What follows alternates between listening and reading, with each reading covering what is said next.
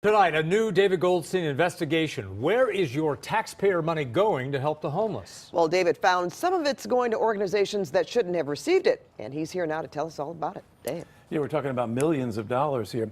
Now, we tracked some of the tax dollars earmarked for helping the homeless and discovered some of the money was given to organizations that weren't eligible to receive it, and we wanted to know why.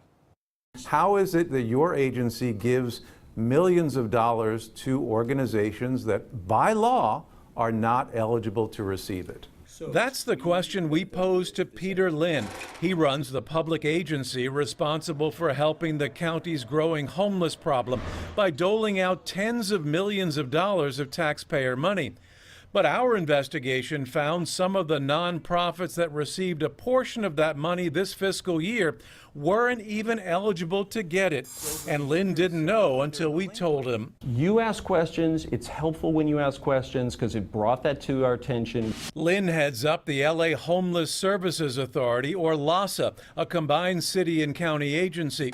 It's responsible in part for administering some of the money from Measure H, which was approved by voters in 2017. It added a 1/4-cent increase to the LA County sales tax that's being used to prevent and combat homelessness. We went through the money that Lhasa funded for nonprofit organizations for this fiscal year and found more than $11.5 million going to 5 organizations that were delinquent with the Attorney General's office. That means it was illegal for them to accept money. Should these nonprofits have gotten this money? Absolutely not. Jay Handel is the chair of a Citizens Budget Oversight Committee. He examines tax dollar spending for the homeless and other services in LA. You've got organizations that are taking taxpayer dollars that are not complying with the law. We found some of these nonprofits have been delinquent for years. Doesn't surprise me. There's no oversight. The law requires nonprofits to be compliant with the California Attorney General's Registry of Charitable Trusts, which monitors charities for the state. And Lhasa's own guidelines say qualified bidders have to comply with statutory obligations. But we found Harbor Interfaith Services, which has already received part of more than $6.5 million in Measure H money, delinquent with the Attorney General's office. In fact, the organization was sent this letter from the AG in March of last year announcing an incomplete annual registration report from 2016. Harbor claims it was a clerical error on the part of the Attorney General's office, but AG sources confirmed they were delinquent.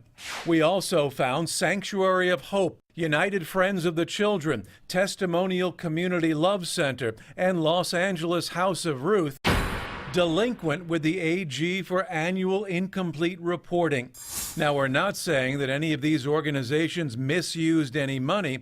What we are pointing out is they're not complying with the filing requirements of the Attorney General's office and yet received millions in your taxpayer money. How does your agency give millions of dollars to organizations that are delinquent and by law are not eligible to receive money? So these organizations are required to make their filing. They're required to keep themselves current. And they didn't. And we're following up to make sure that they get themselves current. Mel Tilakaratne is co-founder of the Shower of Hope, a nonprofit that is in good standing with the Attorney General's office and is funded through Lhasa. Number 1 is ready. They provide mobile showers to 11 locations across LA County. He says his nonprofit and others like it owe it to taxpayers and the homeless to stay current with the AG. There's a lot of people suffering. So the only way to have that accountability is being registered and making sure that everything we do is reported. And even after we pointed out the problems, Lynn says they don't plan to halt funding for agencies that we found are delinquent. We want to make sure that they continue the work uninterrupted without, a paperwork issue tripping them up.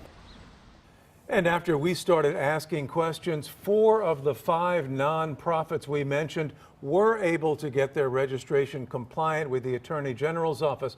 Only Los Angeles House of Ruth is still delinquent. The others did update their filings. House of Ruth claims it could take up to 2 weeks to update theirs. Still, questions remain how these organizations are being vetted before they receive this millions of dollars in money. Seems like a lot has just gone under the radar.